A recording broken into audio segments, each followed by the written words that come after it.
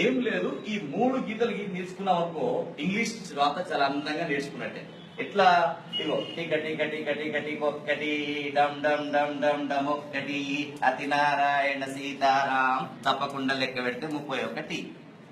1 2 3 4 5 6 7 8 9 10 11 12 13 14 15 16 17 18 19 20 21 22 23 24 25 26 27 28 29 30 31. ఇలా రాగానే దీన్ని ఏ విధంగా చేసుకుంటే ఏ, ఇది బి, ఇది సి, ఇది డి, ఇది E, F, G, H, I, J, K, L, M, N, O, P.